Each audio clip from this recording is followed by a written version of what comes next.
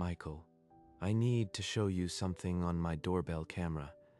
It's been going on for over a year. Frank held his phone out, the screen facing Michael. The timestamp read Tuesday, 12:03 p.m. On the screen, a woman in a blue dress walked up a brick pathway. Laura. Same house, same time, every Tuesday. She hadn't been at lunch. She'd been there. Michael took the phone, thumbed through the footage. Date after date. Every single Tuesday. Michael, I am sorry. I thought you should know. Inside his house, Michael sat in the dark. The ice in his glass had melted. He didn't move. The frozen frame on his phone showed Laura at the door, her hand on the latch, her wedding ring catching the sun. He had known her for 34 years. But he realized he didn't know her at all. By morning, Michael had made no decision, but something inside him had already shifted, cold and clear. Later that morning, Michael sat in his study and pulled out every joint credit card statement from the past 18 months. The statements told a story he'd been too blind to read. Every Tuesday, the same charge, the Garden Bistro, $34.5. Girls' lunch. For over a year, she'd called it that, and I believed her. He picked up the phone and dialed the number printed on the statement. A woman answered. The manager confirmed. No reservation under Reed, and Laura never dined there on a Tuesday. So the charge was just a prop. A $34.5 lie she repeated every week. He walked to the kitchen wall calendar, his eyes finding the familiar red circles around GL. He pulled a heavy black marker from the drawer and uncapped it. He crossed out each GL with a thick black X, the ink bleeding through the paper. He wrote it all down. Dates, amounts, the manager's name. The first layer of her lies was now documented. The following Tuesday, Michael didn't go to work. He parked 2 blocks from his own street, facing the Langston house, and waited. At 11:45, his car clock glowed. He checked the camera in his lap, a small point and shoot he'd bought that morning. At noon, Laura's silver sedan rounded the corner and pulled into David's driveway. She was always punctual. She stepped out, smoothing her dress, and walked up the brick path as if she'd done it 100 times. Because she had. Right there. Just like Frank's footage, every single Tuesday. Michael raised the camera and clicked, capturing her hand on the door frame, her profile turned toward the lens. 2 hours later, Laura's sedan backed out of the driveway and vanished. He lowered the camera, his knuckles white. Back home, he printed the photos. The printer hummed softly as each time-stamped image slid into the tray. He arranged them in a row, entering, inside, leaving. The timestamps left no room for argument. He wrote the date on a new file folder and slid the photographs inside. The visual record was now complete. Laura had come home and freshened up, chatting through the bathroom door about her day as if it were any Tuesday. While she was upstairs, Michael had wedged a small black recorder between cookbooks on the kitchen sideboard, the red light now blinking steadily. At dinner, he poured her wine and asked the question he'd been holding all evening. Your Tuesdays always sound so relaxing. Who all went this week? Oh, the usual group. We tried a new place on Elm, but it was too noisy, so we just went back to the bistro. A new place. Another layer to the lie. She didn't even blink. He watched her sip her wine, the easy smile, the practiced pause. She'd been rehearsing this performance longer than he'd been watching. You should come sometime, Michael. The chicken marsala is almost as good as yours. I am sure they serve a fine last meal. After dinner, Michael retrieved the recorder and plugged it into his computer. The file glowed on the screen. Tuesday, dinner, 1, wave. He had her now. He knew the recordings and photos were solid, but he wanted airtight proof. The next day, he called a private investigator. At a cafe downtown, an unmarked folder slid across the table. Michael opened it without a word. The cover page read, "Confidential Investigation." Subject, Laura Reed. Neat columns of dates and locations followed. Inside, every Tuesday visit was logged with timestamps, photographs, and witness statements. The pattern stretched back 14 months. Over a year. Every single Tuesday, she walked through that door. Not once did she break the pattern. The report was clinical, detached, but reading it felt like cold water creeping up his spine. David Langston. The man I shook hands with every Sunday on the first tee. He paid the investigator and walked out into the afternoon sun, the folder heavy under his arm. The world looked the same, but the ground had shifted. At home, he added the report to his file. The stack now stood inches thick, a monument to 34 years of marriage and 1 year of lies. The last grain of doubt was gone. What remained was only the cold, clear architecture of what came next. 2 days later, Michael placed his thick file on the polished desk of Franklin and Associates. The attorney, a lean man in a gray suit, leafed through the photographs, the recordings, the PI report. He didn't speak for several minutes. Is it enough? The attorney closed the file and folded his hands. His expression carried the weight of someone who had seen many marriages end. He nodded. "More than enough," he said. "We can file a fault-based divorce immediately." For a moment, Michael let himself taste the word, file. It settled in his mouth like cold metal. Soon, but not yet. I need her to feel the ground steady under her feet when it falls out from under her. He told the attorney to begin drafting the petition, but to hold filing for 30 days. The attorney cautioned him that delay carried risk. Laura could become suspicious, move assets, or confront him first. Michael stood and buttoned his jacket. "Then let her try," he said quietly.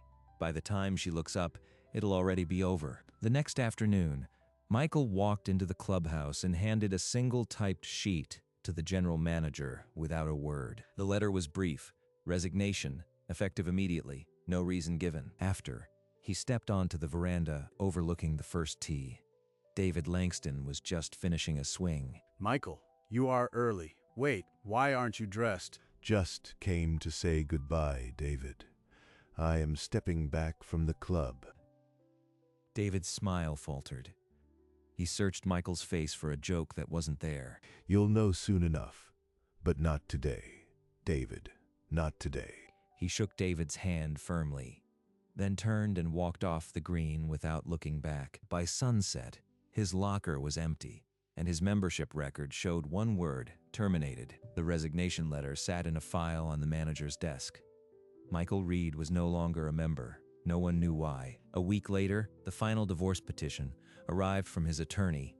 Michael read every clause, then signed at the bottom with a steady hand. 34 years of marriage ended with a single sheet of paper and a pen. That evening, he pulled a suitcase from the hall closet and packed only what he couldn't leave behind. He drove to the lake house before dawn and slipped the key into the lock. The door swung open to chilled silence. Inside, he turned on the water, set the thermostat, and opened the windows. The place had been waiting. Tuesday morning arrived like any other. Michael stood at the living room window, coffee in hand. Laura's silver sedan backed down the driveway and turned toward David's house. She didn't glance at the window. She never did on Tuesdays. Michael set down his cup and walked to his study. The signed divorce file lay ready on the desk. The trap was set. Every date, every dollar, every lie, all of it was now in one place, waiting for the right moment. A week before the filing date, Michael sat in his study, reviewing the joint account for any detail he might have missed. He noticed a pattern. On the first Wednesday of every month, a wire transfer of $1,500 left their joint account. The routing number was unfamiliar. She'd called them savings transfers, but the account wasn't in our names. He requested statements from the receiving bank. 3 days later, a single sheet arrived. Laura's maiden name, opened 8 months ago. The only deposits were his $1,500 transfers, accumulating to $12,000. Not a fortune, but enough to vanish. She wasn't just cheating. She was building an escape fund with my money. He printed the statements and added them to his file. The financial betrayal now had its own tab on the kitchen calendar. He found a new mark: stay, written in her handwriting on the first Wednesday of each month. He circled them in red, then crossed them out with the same heavy black marker. Another layer of lies documented. He closed the file, locked the drawer, and sat in silence. The final piece had arrived earlier than expected, and it changed nothing. The next morning, Michael returned to the attorney's office with a slim folder containing the bank statements. He placed the folder on the desk and waited while the attorney read the new evidence. The attorney looked up. "This isn't just infidelity. It's fraud. We can petition for dissipation of assets." Not just an affair. She was planning an exit months ago on my dime. He instructed the lawyer to amend the petition, demanding sole ownership of the lake house and full restitution of the hidden funds. She assumed the lake house would be hers. I want it protected. She won't step foot there again. The attorney revised the document, then slid it across the desk. Michael signed without hesitation. As he stood to leave, the attorney warned, "Once we file, this becomes a war. She will retaliate." Then let her. By the time she fires a shot, the war will already be over. He picked up the amended file and walked out into the morning sunlight. The trap had new teeth, and they were sharper than he'd planned. That same afternoon, he called the bank from his study. Within 10 minutes, the joint account was frozen. No withdrawals, no transfers. He then requested a complete transaction log for Laura's hidden account, stretching back to the day it opened. The log confirmed his transfers were the only deposits. No withdrawals had ever been made. The money sat untouched. She was building a clean getaway, $12,000, and not a cent spent. She'd been patient. He printed every page, added them to the file, then locked the originals in a fireproof safe under the desk. The divorce documentation now included not just proof of infidelity, but a complete financial autopsy of the marriage. He phoned the credit card company and reduced the limit on their joint card to a single $1. If she tried to book a hotel or buy a plane ticket, the charge would decline. She'd be trapped before she even knew there was a cage. By evening, the financial controls were in place. Every account flagged, every asset documented. He sat in his study, the file thick and heavy on the desk, and waited for the filing date with the patience of a man who had already won. 3 days before filing, Michael sat across from Laura at dinner, his plate untouched. She chatted about a new boutique downtown, her voice as light as ever, as if nothing in the world were wrong. 3 more days, 3 more conversations like this, and then the mask could finally come off. You are quiet tonight, Michael. Is something wrong? Just a long day. Tell me about the boutique. She launched into another story, and Michael listened with the practiced stillness of a man who had learned to hold his tongue. Later, Michael sat in the living room. The lights were off. Only the street lamp cast long shadows across the floor. 2 days now. The papers were signed, the accounts locked. He had done everything but pull the trigger. He opened his phone and checked the calendar app. Tuesday, the 17th, flashed in red. He placed the phone face down and closed his eyes. When he opened them, they were clear and cold. The morning of the 17th, Michael drove to the attorney's office and placed the amended petition on the desk for the last time. He read every clause again, tracing the lines with his finger: the financial fraud, the infidelity, the demand for the lake house. He took the pen, pressed it to the signature line, and wrote his name with a slow, deliberate pressure. The attorney took the page, placed it under a heavy stamp, and brought the lever down. The word filed appeared in red. Michael heard the stamp hit. That sound, he thought, was 34 years of marriage hitting the bottom of a very deep well. He stood, buttoned his jacket, and walked out of the office. The petition was now in the court system, awaiting service. He returned to the house only to load his remaining files and the fireproof safe into the trunk. The rooms already felt empty. He didn't leave a note. He simply pulled the front door shut, locked it, and drove away. By late afternoon, the lake house key turned in the lock, and he stepped inside. It was done. The rest is noise. She'll receive the papers. She'll scream. She'll lie. And I will not be there to hear a single word of it. An hour after dark, Laura's silver sedan pulled into their driveway. The house windows were black. She let herself in, flicked on the kitchen lights, and stopped. A thick envelope sat on the island, her name typed across the front. She tore it open. The words "petition for dissolution of marriage" sliced through the warmth of the room. Number. This isn't possible. He wouldn't. Not like this. She scanned the final page. His signature was clear and firm, dated that morning. No note, no explanation, just the cold legal language. She grabbed her phone and called his number. Straight to voicemail. She dialed again and again. Each time, the same dead tone. Michael, please. This has to be a mistake. Call me. Just call me. The line clicked dead. She lowered the phone and stared at the papers. The kitchen had never felt so silent. She didn't know it yet, but the evidence was already on its way, a certified package thick with photographs, recordings, and bank statements. This was only the first page of the storm. The next morning, a courier handed her a certified package. Laura signed with a trembling hand, already knowing it was from Michael. Alone at the kitchen table, she tore open the box. Inside were printed photographs, a USB drive, and a thick file. She inserted the USB into her laptop. A window opened showing dozens of doorbell clips, each labeled with a date, every Tuesday for 14 months. She clicked the first file. There she was, stepping up to David's door, her dress, her smile. The camera had caught everything. He knew. All this time, he knew. The PI report lay beside her. She flipped through pages of timestamps, witness statements, witness statements, and photographs from the investigator. The detail was meticulous. She found her hidden account statements, the transfers circled in red. His handwriting, ST transfer. Then the kitchen calendar, the ones she'd marked GL and ST. Every single one now slashed with a thick black X, the ink bleeding through the paper. He'd been crossing off the days as if he was counting down. She dropped the calendar and stared at the evidence around her. It wasn't just a divorce. It was a case, and she was the defendant. Laura's silver sedan skidded to a stop on the gravel drive of the lake house. The porch light flicked on as she slammed the door. Michael, open this door. You owe me a conversation. This is insane. Inside, Michael sat in the armchair by the window, the lights off.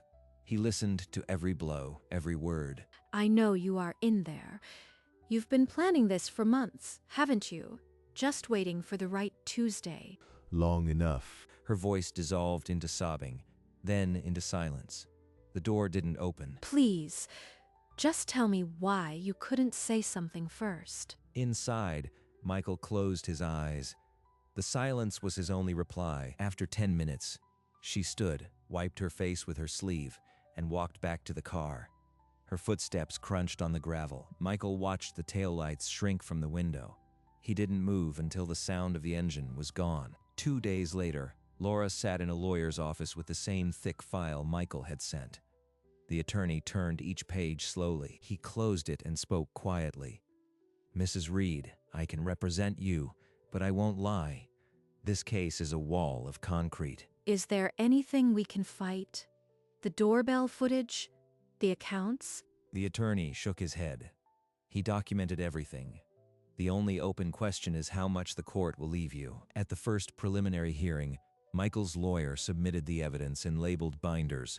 The judge's expression was unreadable. Laura's lawyer argued briefly, but the judge overruled. The evidence was too complete. Afterward, in the corridor, her lawyer lowered his voice. "He's been building this for months. You have no leverage." He took everything. The house, the lake, the money, and I handed him the key. The judge set a date for the final decree, but the preliminary rulings all favored Michael. Laura's name was being erased from every asset. She walked out of the courthouse knowing she'd already lost. The only thing left was waiting for the end. The final hearing took 12 minutes. Laura stood beside her lawyer, her face hollow. No one called a witness. The judge read the decree. The lake house, the accounts, the assets, all awarded to Michael Reed, with no appeal remaining. It's over. He didn't even need to be here. In the corridor, Michael stood alone at the far end. They saw each other. She opened her mouth, but he turned and walked away. That afternoon, Michael sat alone in the lake house, the decree on the table beside him. Outside, the water was still. 34 years, and now the only sound is the water. He placed the decree in the fireproof safe alongside all the evidence. The lock clicked shut with a final, heavy sound. He walked outside onto the porch. The air was cool, and the lake stretched wide in the evening light. No one called his name. That night, the house was silent. No footsteps, no questions. Only the wind across the lake and the knowledge that it was finally done. He had taken no revenge, spoken no harsh words. He had simply built a case and let the truth do its work. 3 days after the decree, Michael's phone lit up on the side table. Laura's name pulsed on the screen. He let it ring until the screen went dark.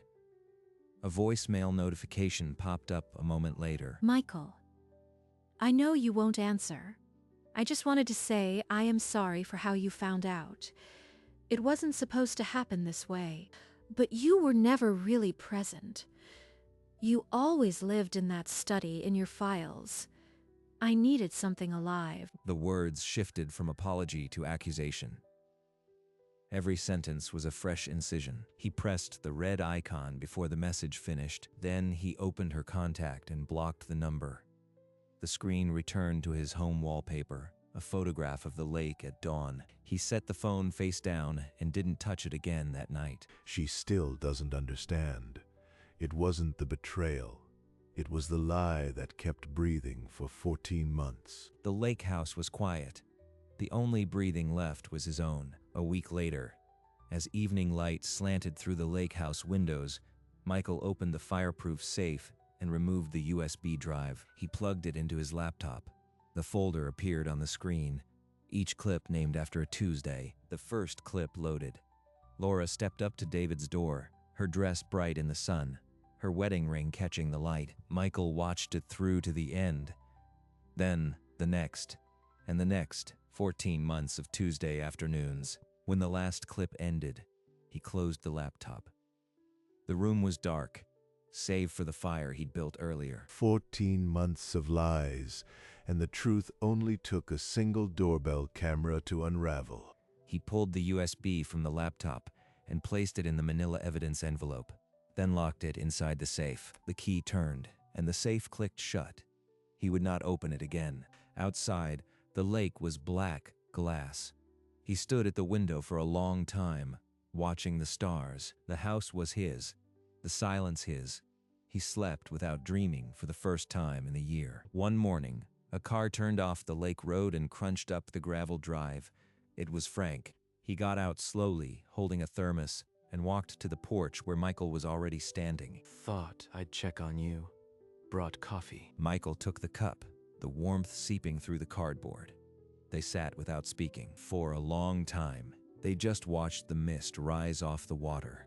You did right, Michael. Michael didn't answer, but his jaw unclenched the smallest fraction. After another minute, Frank nodded once, clapped Michael's shoulder, and stood. He walked back to the car without looking back. Michael stayed on the porch, the cup still warm in his hands. The engine started, and Michael listened as it faded down the lane into the morning quiet. The next morning, Michael walked onto the porch before sunrise. The lake was still, the air sharp. As the first light broke over the hills, it caught his face, older, unreadable, but no longer heavy. The lake house had been a battleground in his mind, but now it was simply a home. No noise from the city, no questions, no shadows moving in the next room. Only the water and the wind. Across town, the neighborhood woke as usual. A paperboy tossed a bundle onto a driveway. The street was quiet. Frank pulled his kitchen curtain aside and looked out at the Langston house. The driveway was empty. He let the curtain fall. Back at the lake, Michael poured the last of the coffee into a ceramic cup and sat on the steps. It wasn't justice. It was just silence. And silence, after all, was what he'd paid for. The camera of the world had stopped. No one was watching. No one was watching. No one was counting. The Tuesdays belonged only to the lake now, and he would fill them however he chose,